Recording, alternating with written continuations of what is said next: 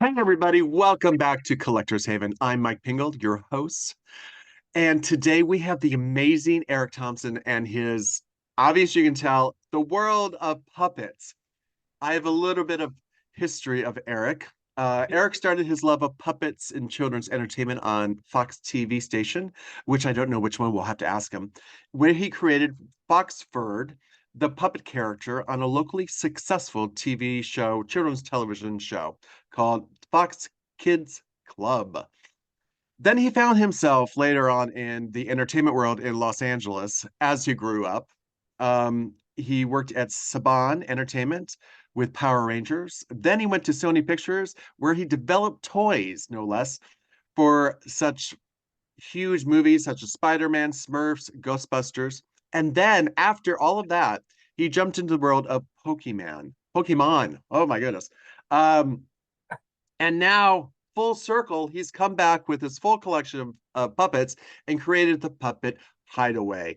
And ladies and gentlemen, here he is, Eric. Yeah. I'm gonna show my Yay! t-shirt off because I'm Oh, wearing Jim Henson's puppets. oh, nice. Yes, yes. It's a yellow screen, I guess, that kind of faded me out. So, Eric, welcome to the show. Full disclaimer, I've known Eric for a very long time. But I haven't met all his puppets yet, so this is going to be exciting. Yes, although I will admit, we're only going to meet just a fraction of all of the puppets in my collection, but I have a lot to show you today, and I'll be able to share with you where you can see all the rest of them. So, in a ballpark, how many puppets do you have? I have not counted them. I would estimate that well, I have scheduled to do a puppet of the day segment, and I don't plan to have an issue with puppets for the next couple of years. Next couple of years. So, over 300 plus, plus, Yes. plus. Oh my gosh. Yeah. Okay, so let's start in the beginning. How did you get into puppetry and the love of puppets? Yeah, my interest in puppetry and my collection started around the mid '80s, and it was right about let's see, Return of the Jedi finished in what was that 1983, and Fraggle Rock premiered in 1984. So it was right about that time. I think I was getting out of the action figure toy world, and I was a teen tween at the time, and uh, really that was really what got me into getting into puppets. And I think part of it too was for a lot of people at that stage in life, it's challenging. I was living in a foreign country. I was feeling like an awkward kid. Maybe I just was an awkward kid, but I found that the worlds of Sesame Street, The Muppet Show, Fraggle Rock, uh, uh, Mr. Rogers' Neighborhood, Okay. those sort of shows, uh, you know, showed me a happy place. And that's what I started to do. And so I didn't really start out collecting. I just started like finding friends. And then I just got more friends and more friends. And now I So have a collection. that's usually what happens with collectors. You start with one thing and then you get another, and then before you know it, you have a whole room full of pink Charlie's Angels toys that your mother wants you to throw away. Hi, mom. Yes, you know the drill. Yes. So okay, so you're in Europe, and how did you get to creating a children's TV show? How did that happen? Well, when I started overseas, yeah, I was actually doing puppet shows around my community for family and friends, local churches, the British Boy Scouts, groups like that.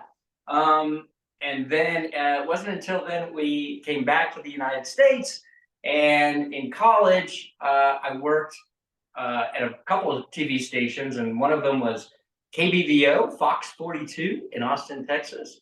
And Yeah, I was in the promotions department and the Fox Kids Club. I thought it would be really great if they could have a puppet co-host. So I pitched the idea to have a Fox character because it was a Fox channel. And so I designed and created Foxford, who, yes, I was able to convince management and overcome some obstacles with some of the talent to get him on the air. And yeah, and so I think my success with doing this character was what prompted me to, or helped me be awarded the children's internship program with the Academy of Television Arts and Sciences. And that's what brought me out to Los Angeles to work and get my start in children's programming. And I was interning at NBC's Saturday morning block. And then that led to Saban and Power Rangers and all this great stuff that you already mentioned. So you, to be quite honest, help not only create fun things such as Foxford, but you created things that kids around the world were playing with. Yes, that's true. And definitely when I took a slight shift, as many people do when they get out to Los Angeles, because they realize there is such a big world of opportunity around the entertainment industry. So when my first intention was just to do children's shows, I then realized that there was the whole manufacturing consumer products side of it. Yes, consumer products around the entertainment properties. And so I was well suited for that because I had such an experience and passion and love for toys, and also all my experience making puppets. Then gave me the expertise and the know-how to be able to help companies and be able to speak to them and how to modify their designs and stuff to make sure that the characters were on model and looked the way they were supposed to. So yeah, it was yeah, I guess what started out as a hobby really paid off. Now you've created a whole world called the Puppet Hideaway. And tell me how that happened. Yes, so the Puppet Hideaway is it's basically the dream of what I wanted to do from the very start. When I got into puppetry, I wanted to create a world and share with people this idea of a safe place that I found, that I treasured with some of the puppet entertainment that I grew up with. So it was midway through the pandemic when I was doing a lot of soul searching and getting to a stage in my life where I was thinking about wanting to really make an impact and what I wanted to do. And I decided, or I said, now is the time. If not now, when? And I came up with this idea of the Puppet Hideaway. And the Hideaway it's a getaway to a world of fun, entertaining puppet characters who enjoy the brighter side of life and who all share the common goal of wanting to make the world a happier place. So that's what the Puppet Hideaway is. And I've been using social media and short form video content to spread awareness or to create this universe. It's one of the wonderful things about media these days is that you don't have to actually get your TV show deal. You can create stuff on your own. And now we're 3+, I guess, going into our 4th year on this project, and we've done a new series or a new show every month. And that show or series is made up of daily episodes So you'll be able to see those at the Puppet Hideaway on all your social media accounts. And in addition to that, I've added a segment this year that is the Puppet of the Day. And it's every day I just share a quick little video. It's about 30 to 45 seconds. And it's where I show off one of these puppets. So if we don't have time today to show you or talk about them all, which we may not, you can definitely tune in and you can see them there. And my goal on one side, on the collector side, is by doing this daily content, I'm sort of creating a video archive history of my collection. But I would also like to team up with somebody or figure out how to contribute and build a puppet collecting database website, like many of the toy collectors have, doll collectors. Pop, I kind of don't stuff. define that yet for puppets, so I would. I don't want to create it if I don't have to. If somebody has one and wants to tell me about it, that would be awesome. There you go. You can reach out to Eric about that. Okay, well, let's Yeah. thank you. That's mind blowing about your huge career and where it's come. And you're in a room full of all your friends. Who is your favorite puppet in all your puppets? Well, now, that's like asking a parent who their favorite child is. I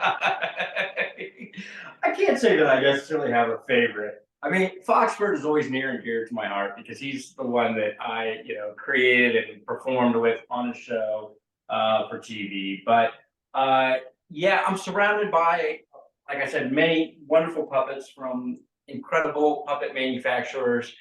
Uh, but I do certainly have some favorites. I guess what I thought I might do is, yeah, just point out some of the ones and just alert you guys on some of the companies involved.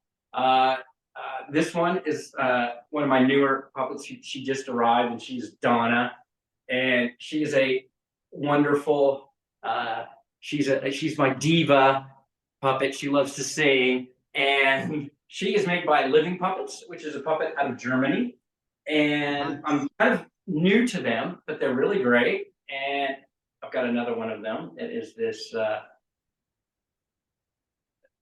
great little horse character. So Living Puppets, like I said, they really do wonderful little character designs.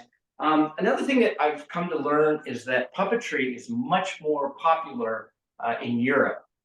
It's more ingrained in their culture. Everyone grew up with them. So they're much more accepted and popular than they are here in the United States. In fact, I'm not sure if you knew that the Muppet Show was actually Jim Henson pitched that to all the American broadcasters, and no one took it. So he ended up having to go to England and getting a deal with the British broadcasters in order to get the show made. I didn't know that. Yeah. So another puppet that is very special to me is made by a company called Puppets, and this one was actually designed by my father, and it's with a company called Puppets. They're based out of Australia, and that's like the B's for the P's, right? So it's Puppets. And this, yeah, you can actually go on there and you pick the hair, the color, the whatever, and they make it for you. So he's really wonderful. These are very professional, great design puppets. So I have a few of them.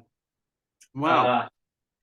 Then I also wanted to point out, I guess, some of the ones that are maybe more unique. You said, what are your favorites? Maybe the question might be, what are the most sentimental or that?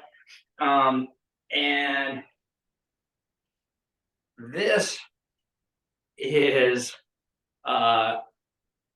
is a wooden handmade German marionette that my parents got for me again while we were overseas. And again, it's from the 80s, and it's always been very special to me.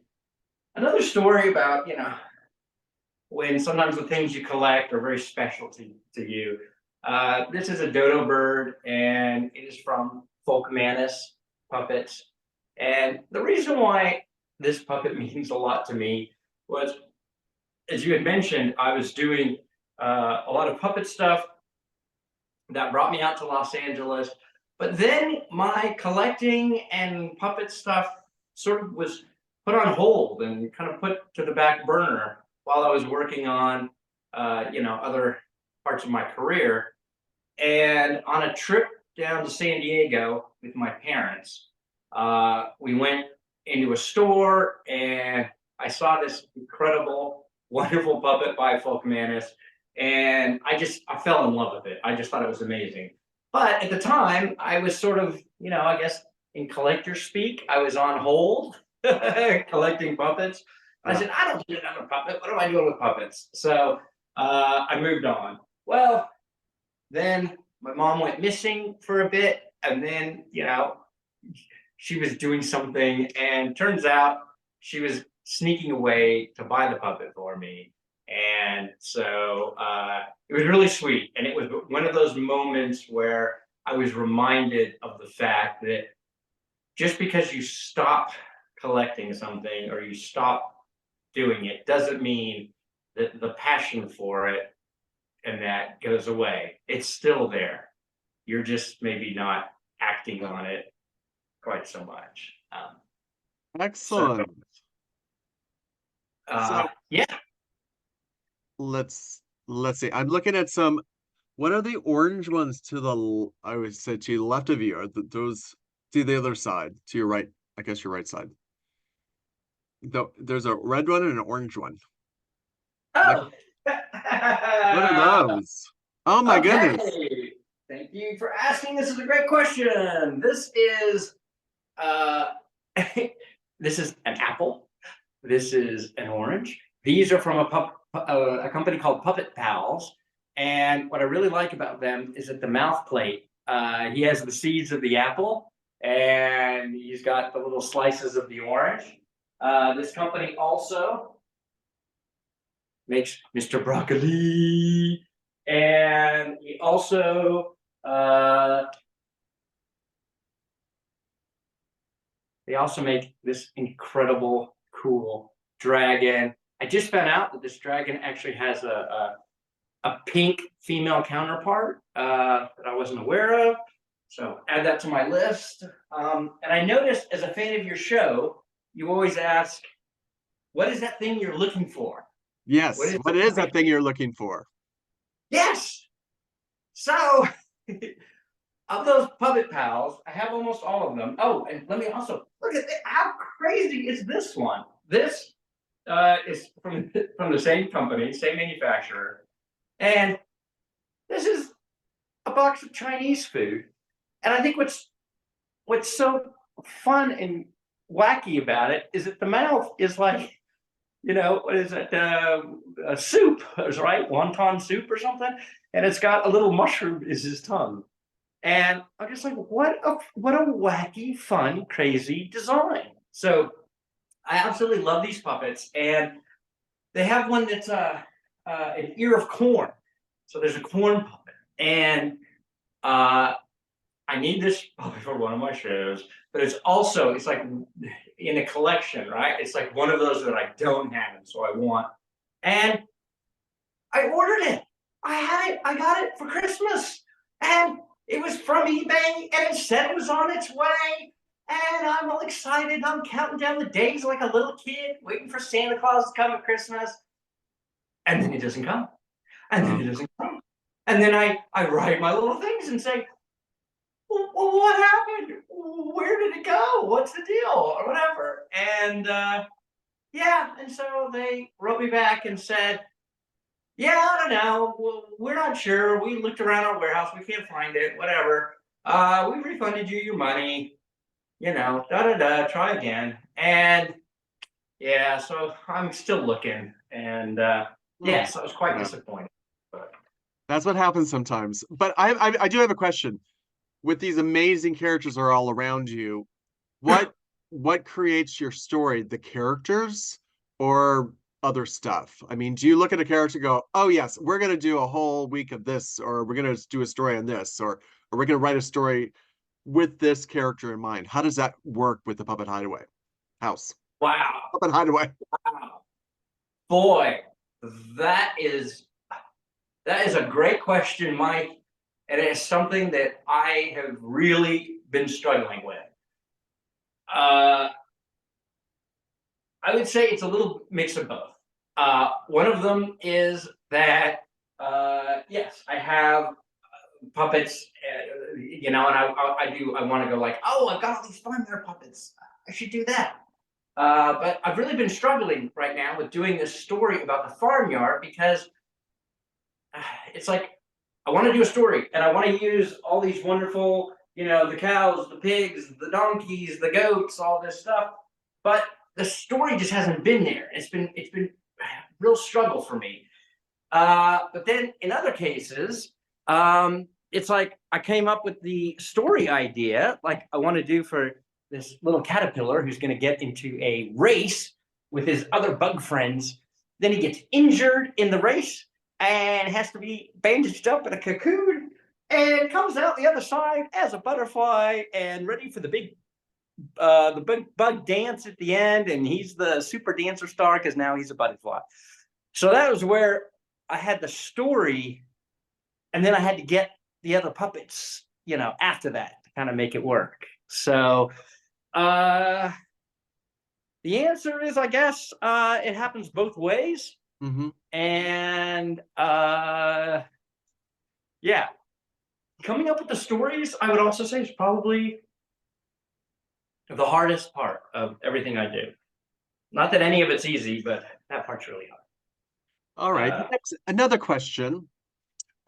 Who is Jim Henson your idol as far as puppets or puppetry or creations? Or who do you look for, or what movie are you drawn to that you love the most? Yes, I would say yeah, probably. Yes, Jim Henson, and of course the incredible talent that he surrounded himself with were all really wonderful. I mean, he really was such a visionary, and everything you see and hear and read about him was that he was just an incredible person. Another big one on my list, though, would be Mr. Rogers. He was also just an incredible force of good in the world. And I think also what I like about Mr. Rogers is that it reminds you that it's not how great the puppets are. It's not how great the production is. It's it's the story. It's the heart. It's whatever. So when you went into Mr. Rogers' Make Believe Land, yeah, those puppets were pretty simplistic, but they were fantastic, and you were transported, and you were there, and it was really great. Yeah, and I would definitely say I've mentioned a couple of times Fraggle Rock, and I do want to make sure that I point out when we talk about our favorite things, this is the entry hall to the Puppet Hideaway, and this is where I have on display my some of my favorite puppets from my collections. These were made in 2009 by a company called Manhattan Toy, and they're the 5 main Fraggles. And for those of you familiar with Fraggle Rock, of course, you know it's Gobo, Moki, Wembley, Boober, Red. And Moki is the latest addition. I hadn't been able to find her forever. And yeah, she just arrived.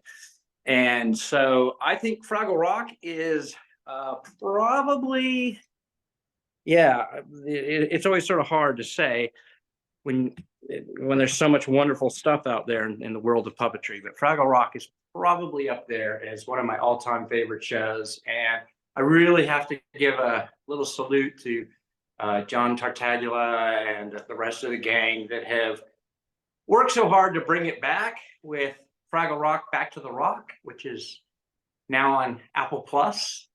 I'm not being paid. This is not a sponsorship, but as a fan. Or maybe they're getting you a job. Bring you in. Yeah, season 2 is premiering at the end of this month, March 29th on Apple And Plus. and are you enjoying the new seasons? I am.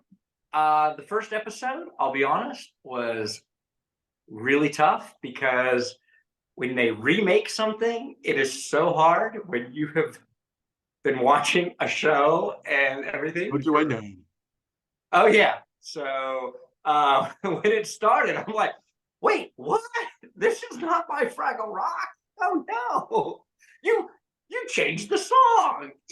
Wait, the characters have different voices. But it only took me an episode and I got used to it and I loved it for what it is. And it's yeah, it's wonderful. It stands on its own. It's terrific. Beautiful. So what is the most priciest puppet you have there in your house? Ooh. Hmm. Hmm.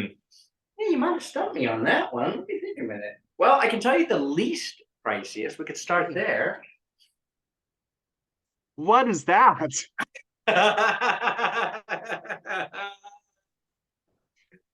So, yes, when it's out there that you're a collector, sometimes you can really luck out and you have a friend who finds a score at the Goodwill. And this guy apparently, Mike, you can confirm, was a It was dollar. only $1. Yes, I bought it for Eric. It cost me more to send it to Eric than it was to buy it. Oh, yeah. Let's also give credit. This is made by Fiesta Toys. And yeah, wow, what a crazy fun puppet. And I love the arms and everything. Let's Well, when see. you get One of the more expensive puppets, I guess I would say, is I have this Goofy puppet from Folkmanis. And part of it is just because it is no longer in production and it is such a large puppet. Um, and let's see. But one of the things I love about this is that you can actually you can actually control his little hands and go. So he's really cute. He's probably one of the more expensive. Also, whenever you have puppets that are custom made, like this Mhm. one, those tend to be a little bit more expensive. But in terms of uh, collecting a real high value thing, it's not really like other collections. I don't think puppets at this point really retain their value. So, and I guess my advice would be for people who are collecting puppets is if you find a puppet uh, that you really like, but it's crazy expensive on eBay, just wait, because somebody will post it and not know what it is or care about it or whatever, and they'll just be like, "Yeah, here's this thing. I don't know, yeah, $20." And you're like, "Yes."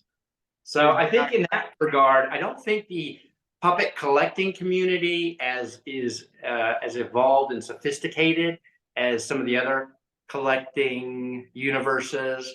And I guess that kind of works in our favor because I feel like I get a lot of good deals just because people have no idea. Absolutely. Uh, So is eBay the best place to find puppets, or do you actually go to the manufacturers? What's the best place for you to find puppets? uh, yeah, so it's very difficult to find puppets in most of your traditional brick and mortar toy stores. And that's because puppets are difficult to display. They don't stand well on a shelf. It's hard to get that perceived value because they look, they're sort of sad. So they do tend to do better with online sales. I actually get a lot of mine from Amazon, Walmart. A lot of those sites now have third party sellers selling on them in addition to eBay. The other thing I would point out too is the other thing is some of those sites like Etsy and that there's a whole world of people out there who are making their own puppets. And back in the day when I was doing this, that wasn't open to me. I didn't know that was a thing. but those hard to find puppets. I've been trying to find a snowman forever, and I've even talked to some of the puppet manufacturers and said, you need to make a snowman. I've been trying to do a show. There's no snowman out there. And I did find this little clever guy. And again, this is just by it's Henderson Hand Puppets. Yeah. So, or sorry, Smith Henderson Hand Puppets. And he's a guy who, makes puppets on the side or whatever. So, yeah, Well, there you you can go. get there. But yeah, so I would say support your local artists. Go to your craft fairs. Well, Eric, I think you can make your own snow puppet too. You work. Yes. I think maybe the universe is telling me that's what I have to do. And then as you said, also don't forget Goodwill. Goodwill. Going into thrift stores, Goodwill. I mean, that's where for me, finding some good deals, trying to, thrift or flea markets are another good place to find stuff. Yeah, sometimes and you it's stumble upon stuff. because people have no idea what they have, and Yeah. you just say, "Wow, Or they just want to get it out of their house and into somebody else's. yes." So this has been wonderful. Thank you for sharing your puppets. Tell everybody how they can watch the show, where they can reach you, if they have that one puppet you want, the corn, Yeah. and anything else that you want to share. Okay, great. Well, it's pretty easy. Uh, Everything is under the Puppet Hideaway. It's thepuppethideaway.com is my website. That's where you can see all of our content. There's a daily blog. You can also check out the Puppet Hideaway on YouTube, Facebook, Instagram, TikTok, and Clapper. And is that all? And TikTok, at least for now. And It's true. let's see. Let's see where else. Oh, and then my contact information is on the website, but it's also just thepuppethideaway@gmail.com. So you can reach me anywhere. It's the Puppet Hideaway everywhere. Wonderful, wonderful. And so, wow, I I don't know what to say. Puppets have a different meaning to me. I don't know. Well, Yes. I'm so glad that I got to share some of this with you. And I would say to any of the your viewers, fans out there who've enjoyed this, like I said, I do a little clip every day on those sites where I'll go into detail. 30 seconds of detail on a particular puppet, so Wow. they can see more there. Wonderful. Thank you, Eric. Thank you so much for taking the time today. And thank you everybody out there for watching today. The Puppet Hideaway House is over there, and we're right here at Collector's Haven. Thanks for tuning in, and more to come, more collectors. And if you have a collection you want to share, please call me, text me, write me, email me, smoke signal me. We'd love to talk to you about your collection too. Bye, guys. Thank you. Thank you, Eric. Bye, all the puppets. Bye.